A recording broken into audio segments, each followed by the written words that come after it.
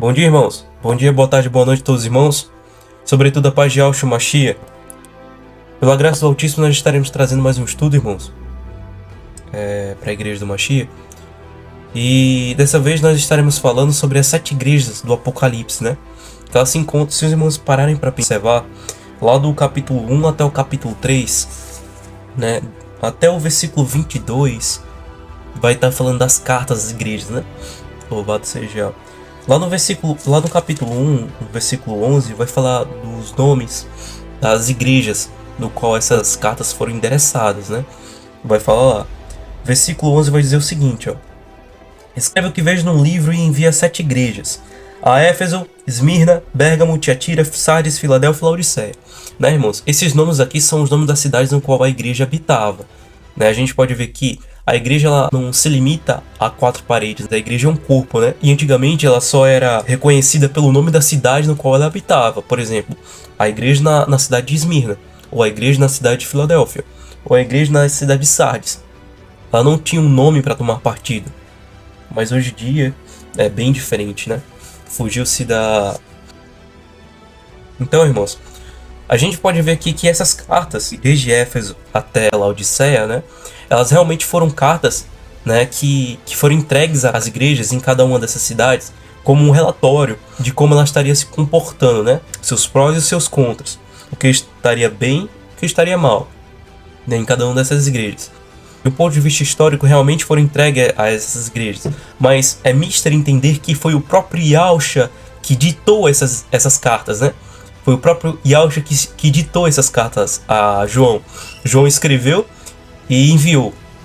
Né? Mas se nós entendermos, cada uma dessas 7 cartas, irmãos, não é somente endereçada a essas, respectivamente, unicamente a essas igrejas, essas 7 igrejas na Ásia.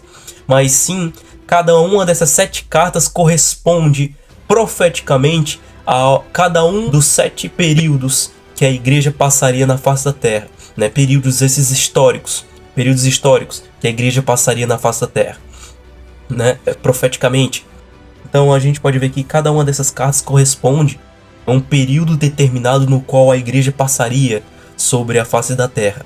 Então aqui, em ordem, né? Cada uma na sua ordem. Então, hoje a gente vai estar falando, irmãos, de Éfeso, né, que é o período apostólico. Então, o primeiro período da igreja, né, seria o período apostólico da igreja. Seria o período puro da igreja. Se a gente pegar o significado da palavra Éfeso, vai estar lá, né, desejado. Vai estar assim, ó. O nome Éfeso tem origem grega e é associado a uma antiga cidade da Ásia Menor, atual Turquia, que foi importante centro comercial e cultural durante a antiguidade. O nome em si vem do grego Éphesos, e que significa desejável ou amado, né?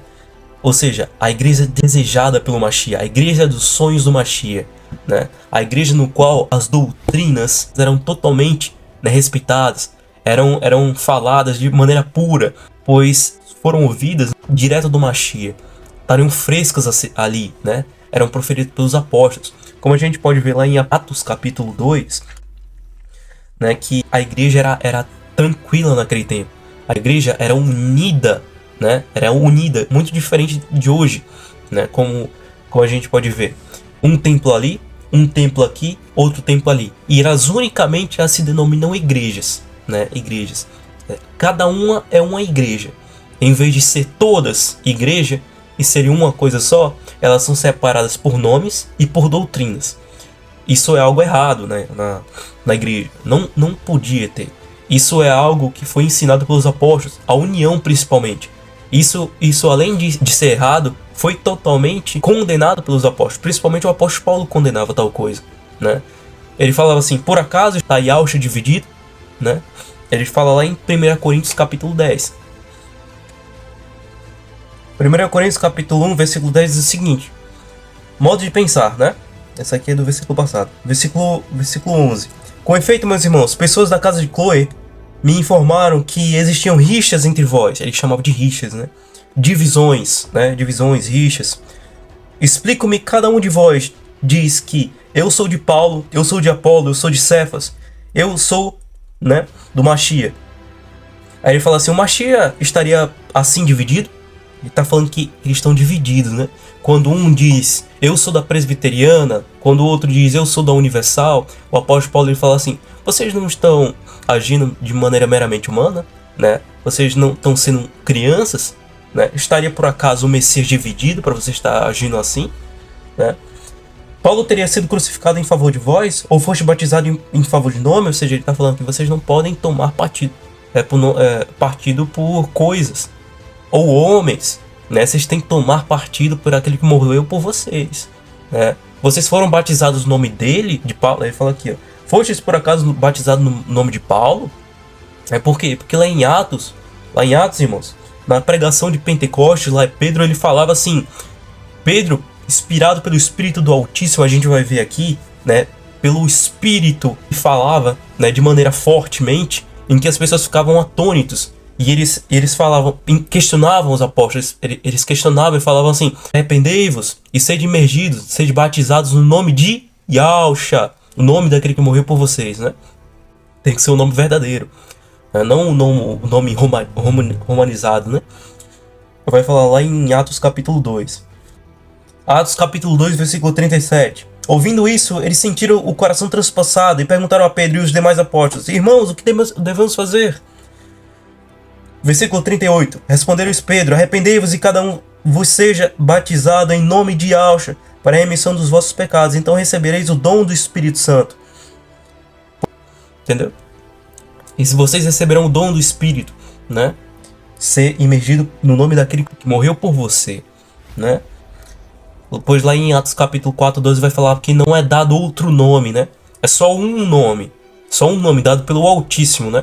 Atos capítulo 4, versículo 12 vai falar assim, ó. Pois não há debaixo do céu outro nome dado aos homens pelo qual devamos ser salvos, né? Só existe um nome. Então, irmãos, a gente pode ver aqui, ó, a era aqui, irmãos, que os apóstolos pregavam, né? Os apóstolos pregavam fortemente, né, nessa era. Por quê? Porque essa era aqui era a era desejada, né? A igreja dos sonhos do Mashiach. As doutrinas eram pregadas de maneira forte, de maneira verdadeira, né? Exatamente assim como eles ouviram. A doutrina da verdade era derramada sobre a igreja naquele tempo. E os irmãos naquele tempo ouviam e acatavam a palavra de coração aberto. E a palavra dava frutos. Um dava 100. E esse 100 dava 300, 200. Por assim vai. Lá em Atos capítulo 2, vamos voltar lá para Atos capítulo 2, né? Lá no versículo 42 vai falar o seguinte, ó. Versículo 40. Com muitas outras palavras conjurava-os e os exortava, dizendo, salvai-vos dessa geração perversa. Aqueles, pois, que acolheram a sua palavra fizeram-se batizar e acrescentaram-se a eles naquele dia cerca de 3.000 pessoas, né? Eles mostravam assíduos ao ensinamento dos apóstolos, a comunhão fraterna e a fração do pão, e as orações. A igreja era unida. A igreja era unida, irmãos.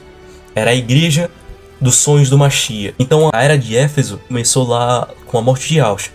A partir daí, os apóstolos eles foram abençoados e a eles foram dadas, né, as recomendações para que eles começassem a edificar a igreja, né, e por toda parte anunciar o evangelho, né, batizando-as em meu nome, né, em meu nome, congregação, né, em Atos capítulo 2, tá bom? Mas, como a gente pode ver aqui, ó, o Espírito, né, a força do Altíssimo estava sobre essa igreja, né, estava sobre todas as igrejas. O Altíssimo, ele assim como dizia lá em 1 Coríntios 12, vai falar que e há diversos dons. 1 Coríntios capítulo 12, versículo 6. Cada um recebe o dom de manifestar o Espírito para a utilidade de todos. A um, o Espírito da mensagem de sabedoria. A outra, a palavra de ciência, segundo o mesmo Espírito. Ou seja, é um Espírito só. Mas o Altíssimo é o dom da gente manifestar o Espírito dele que está em nós, concernente, né, conforme a necessidade da igreja, né? Aí o Altíssimo ele dá o dom para a gente atuar em tal área da igreja. Dom de manifestar o Espírito em profecia, ou em língua, ou em pregação, e por aí vai. Assim mesmo é com o Eterno. Ele manifesta o seu Espírito conforme a necessidade do período da igreja. Ou seja, ele manifesta o seu Espírito conforme a necessidade da era da igreja. Se a era da igreja precisa de autoridade, se a era da igreja precisa de força, precisa de milagres para confirmar a autoridade e confirmar a autonomia das palavras daquele evangelho, o Eterno dá.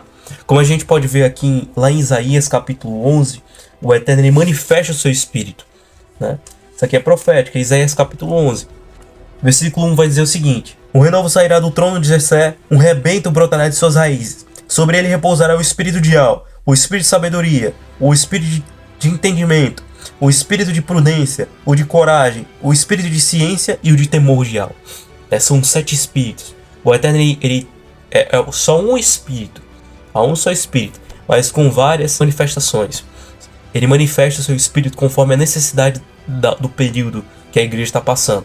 Se a igreja ela precisa da autoridade do Altíssimo para fazer milagres e maravilhas, para curar, para expulsar demônios, para mostrar que as palavras não estão vindo deles, mas que está vindo do próprio Altíssimo, e para confirmar a autoridade e a autonomia das palavras, né? O Eterno deu a sua presença, seu próprio espírito ali, a sua própria presença e a autoridade aos apóstolos, para que os apóstolos pudessem confirmar a autenticidade do ministério.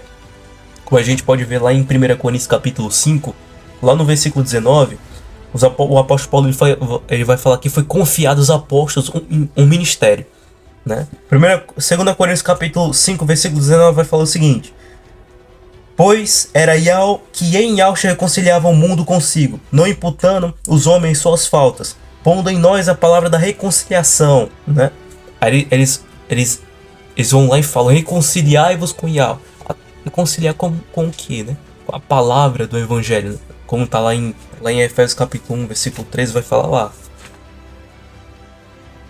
nele também vós, tendo ouvido a palavra da verdade, o evangelho da vossa salvação, e nele tendo crido, foste selados pelo Espírito da promessa, esse é o Espírito Santo, que é o penhor da nossa herança para a redenção do povo que ele adquiriu para o seu louvor e glória.